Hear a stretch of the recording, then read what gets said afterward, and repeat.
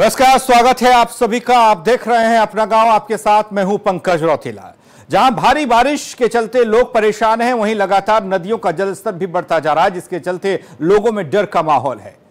दरअसल चंबल नदी के बढ़ते जलस्तर से तटवर्ती इलाकों में डर का माहौल है। राजस्थान में बरसात के बाद कोटा बैराज और मध्य प्रदेश की पार्वती नदी बांध से कुल 3.50 लाख क्यूसेक पानी चंबल नदी में आने की संभावना है, जिसके बाद प्रशासन ने अलर्ट किया। वहीं आपको बता दें कि चंबल नदी में पिछले साल भी भयंकर बाढ़ आई थी, जिसके चलते लोगों में दहशत का माहौल बना हुआ है।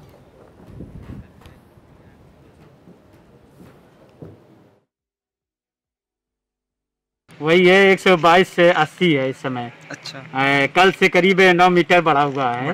अभी इस समय 122 से 80 है। 1,35,000 क्यूसेक पानी छोड़ा गया। अभी तो अब कोई ये नहीं अनुमान नहीं लगाया सकता। अब वहाँ पे पानी जब छूटेगा तो जरूर बढ़ने की संभावना।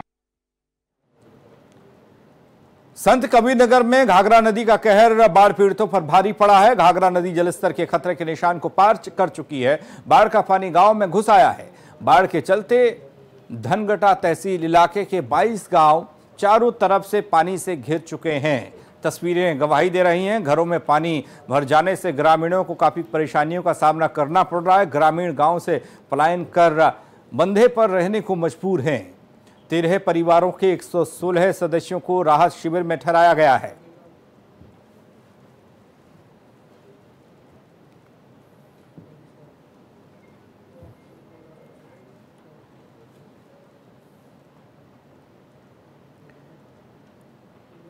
मुरादाबाद में बहने वाली रामगंगा नदी में उफान है और गांव खेतों के लिए यहां सबसे ज्यादा मुसीबत बन रही है किसानों के लिए, क्योंकि नैनीताल हाईवे पर बाढ़ का पानी आया है। रामगंगा के किनारे बसे गांवों और बस्तियों में भी बाढ़ का पानी घुसा है। सड़क जलमग्न हुई है। पानी का बहाव तेज होने के कारण हाईवे से गुजरने वाले लोगों को अब डर सताने लगा है। हाईवे पर जाम जैसी स्थिति बनी है।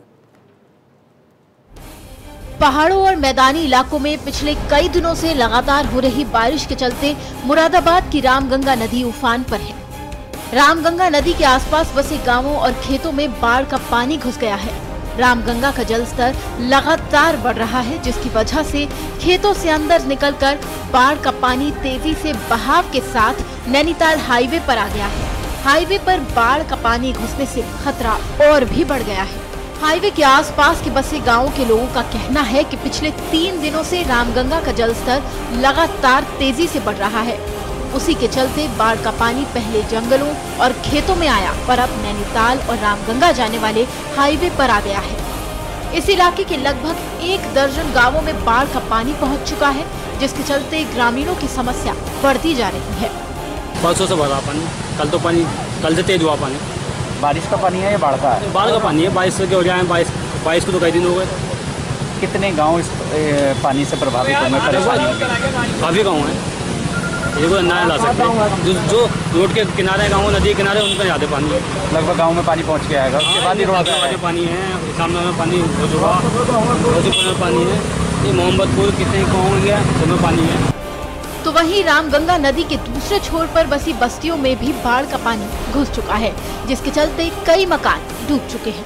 Bureau report, A9 TV, Uttar Pradesh, Uttarakhand. Bareilly के नवाबगंज क्षेत्र के बाहर जागीर गांव के पास बह रही देभा नदी का कटान होने से किसान काफी दिक्कत में हैं और नदी का कटान होने से किसानों की फसल बर्बाद हो रही है, तो वहीं नदी के पास रहने वाले लोगों को काफी परेशानियों का सामना भी करना पड़ रहा है, जिसके चलते ग्रामीणों ने शासन और प्रशासन से मदद की गुहार लगाई है।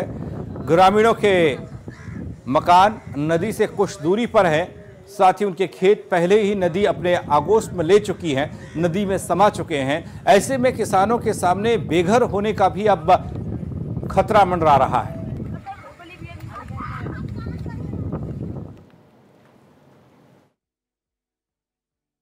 ये समस्या ये आ रही है कि इससे नदी से गांव कट रहा है। बहुत पास में आ गया है गांव।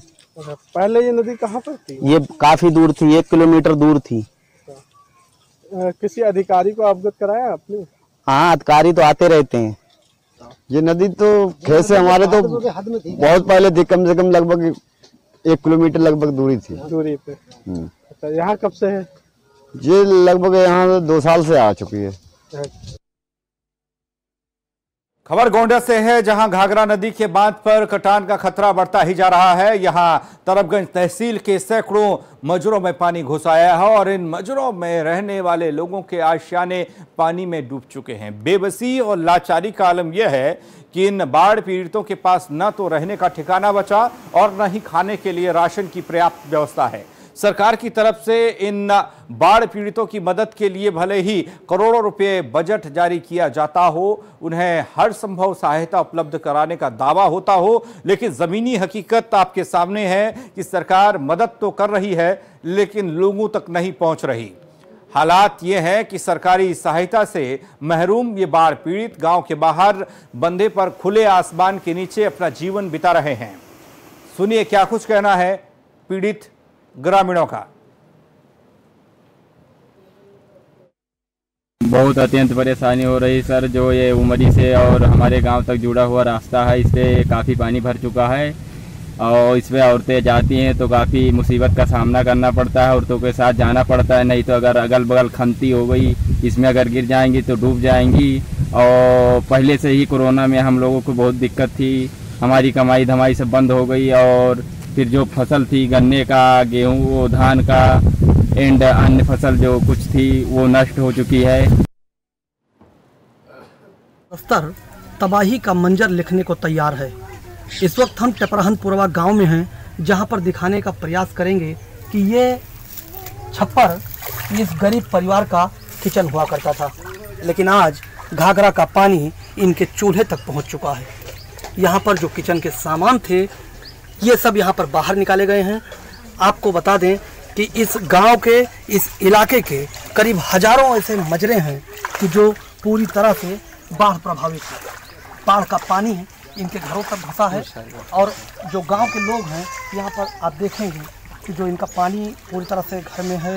लोग यहाँ पर बाहर बैठे हैं, चारपाई पे बैठे हैं और जो प्रशासन लगातार इस बात के दावे कर रहा है कि जो जितना भी हो सकता है प्रशासन की तरफ से, सरकार की तरफ से हम बाढ़ पीड़ितों को पूरी सुविधा मुहैया कराते हैं। लेकिन आपको बता दें कि सुविधा के नाम पर इस गांव के लोगों को एक भी नाव नहीं मिली है, बल्कि इन गांव के लोगों ने यहाँ पर एक लकड़ी का पुल तैयार किया है। इस लकड़ी के पुल के सहारे ये यहाँ से ऊंचे स्थानों पर जाते हैं और वहीं पर अपना डेरा डालते हैं, वहाँ पर रहते हैं और सरकार की तरफ से एक उम्मीद लगाए बैठे हैं कि कल सरकार कभी हमारे बारे में सोचेगी और हमको कुछ जीविका चलाने के लिए हमको सरकार कुछ मुहैया कराएगी। लेकिन प्रशासन पूरी तरह से लापरवाह बना हुआ है। अभी तक करीब 1 सप्ताह हो गए इस गांव में पानी घुसा है, लेकिन प्रशासन के लोग यहाँ पर कोई झांकने नहीं आया है। गोंडा से राजकुमार सिंह, R9 TV, उत्तर प्रदेश।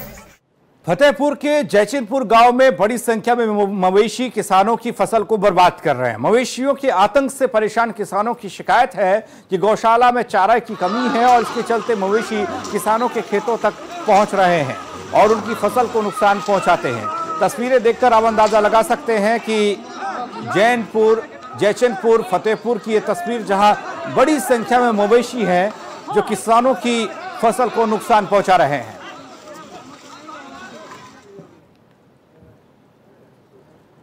श्रावस्ती के विकासखंड सिरसिया के ग्राम सभा जनकीमर कला में ग्रामीणों ने कोटेदार पर धांधली और घटतौली करने का आरोप लगाया है। साथ ही ग्रामीणों ने कोटेदार पर गाली गलौज और मारपीट पर उतारू होने का आरोप लगाया।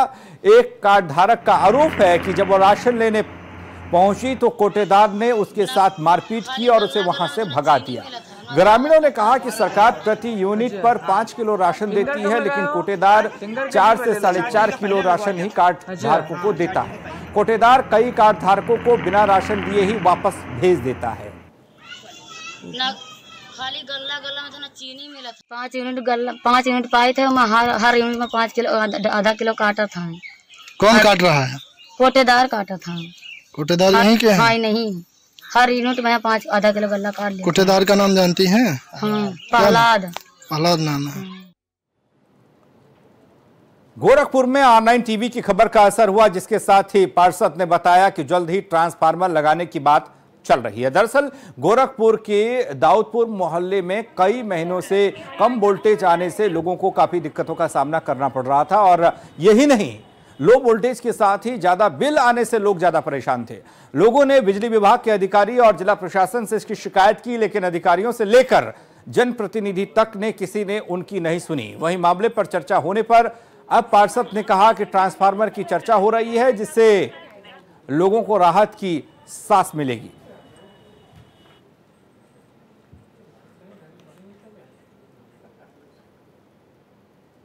देखिए, यहाँ की स्थानीय जनता की शिकायत है कि लगातार लो वोल्टेज की, जिसके कारण यहाँ के लोगों का न तो पंखा सही से काम कर रहा है, न मोटर काम कर रहा है, न अन्य इलेक्ट्रॉनिक उपकरण काम कर रहे हैं, जिसकी शिकायत मैंने भी यहाँ के तत्कालीन जेई और एसडीओ श्री प्रद्युम्न कुमार जी से मैंने की है। उन्होंने कहा है कि अगर स्थानीय जनता वहाँ पे अपनी सहूलियत के आधार पर अगर कहीं जगह उपलब्ध कराती है तो वह आगे ट्रांसफार्मर लगाने की कार्रवाई को आगे बढ़ाएंगे। बिजली विभाग के कारनामे अलग अलग देखने को मिला है। आपको बताना चाहेंगे कि बिजली विभाग के कारनामे इस कदर है कि बिजली विभाग की कार्यप्रणाली से आम जनमानस त्रस्त है। अधिकारी मस्त, जनता त्रस्त। जी हाँ, जिसने इस स्लोगन को दिया वो बहुत अच्छे से अधिकारियों के बारे में जानकारी रखा, तब जाकर के इस तरह का स्लोगन दिया। हम बात करते हैं गोरखपुर, मुख्यमंत्री योगी आदित्यनाथ के शहर गोरखपुर की, जहां पर वीवीआईपी इलाका कहा जाता है, बेतियाता दाऊदपुर।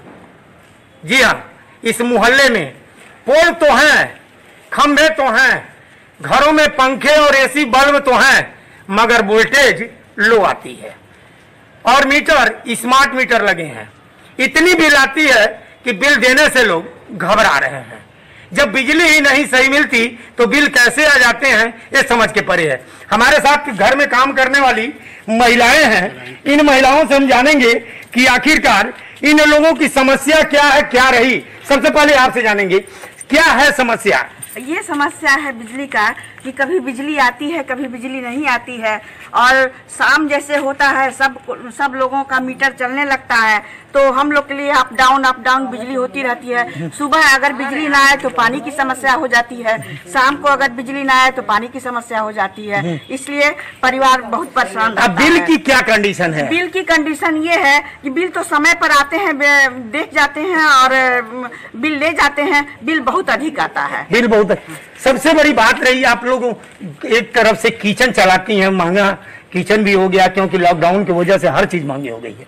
अब कैसे आप लोग इस समय बिजली बिल की पे कर रही हैं और बिजली कितनी आती है, क्या समस्या है? ये समस्या है कि आजकल बिजली का बिल बहुत ज्यादा आता है, जिससे हम लोगों को देने में बहुत कठिनाई होती है, लेकिन देना पड़ता है इसलिए कि जो आ जाता है उसको देना ही है। और बिजली प्रॉपर मिलती नहीं है, प्रॉपर बिजली भी नहीं मिलती है, वोल्टेज भी नहीं रहता है।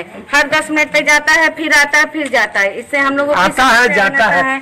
खास तौर से आप ये बताइए कि किचन महंगा, बिजली महंगी, उस पर भी स्मार्ट मीटर लगा। जी भैया, जी जी। तो किस तरह से समस्या झेल रही है? बहुत समस्या हम लोग झेल रहे हैं। बिजली का बिल पहले 1200 रुपए आता था, अब 2000-2500 बिजली का बिल आ जा रहा है। इससे हम लोग बहुत परेशान हैं। अब बिजली कितनी मिलती है? बिजली तो मत पूछिए, कभी कभी मतलब रहेगा, अगर गायब होगा तो 2-2, 3-3 घंटे गायब रहेगा, 6-6 घंटे कभी कभी गायब हो जाएगा, उसका कोई ठिकाना नहीं। अच्छा, कभी आप लोगों ने अधिकारियों से शिकायत की इसकी? अधिकारियों से बहुत लोग शिकायत किए हैं, हमेशा कंप्लेन जाता है, लेकिन कुछ असर थोड़ा बहुत लोग करेंगे, फिर उसके बाद से फिर वही हाल हो जाएगा। फिर वही हाल रवैया। आपसे जानेंगे कि खास तौर से बिजली का बिल तो लोग त्राज कर रहे हैं बिजली के बिल से। स्मार्ट मीटर जब से लगा है तब से लोग परेशान हैं और बिजली नदारत। हाँ, बिजली तो नदारत ही रह रही है। जब जरूरत रहता बिजली रहती नहीं, शाम को तो कुछ भी नहीं चलता है कायदे से। कभी पंखे जल जा रहे हैं, कभी कुछ हो जा रहा है, मतलब बहुत परेशानी जा रही। बिजली का बिल तो ज्यादा आ भी रहा है पहले से, और बिजली का कोई निश्चित समय नहीं, कब आएगी कब जाएगी। अधिकारी सुनने वाले नहीं है। कंप्लेन तो होता ही रहता है, ऐसा बात नहीं कंप्लेन नहीं होता, कंप्लेन होता है, लेकिन कुछ फर्क नहीं पड़ा। सिर्फ VIP इलाका कहने को है, लेकिन बहुत बेकार है सब। हमीरपुर में डेंगू बुखार ने पैर पसारने शुरू किए हैं। जिले में डेंगू से अब तक 7 लोगों की मौत की खबर है। साथ ही 20 से ज्यादा मरीजों का झांसी में इलाज चल रहा है। स्वास्थ्य विभाग की टीम ने कैंप लगाकर लोगों की जांच शुरू की और स्वास्थ्य विभाग के आला अधिकारी अभियान चलाकर लोगों को डेंगू से बचाव के तरीके भी बता रहे हैं।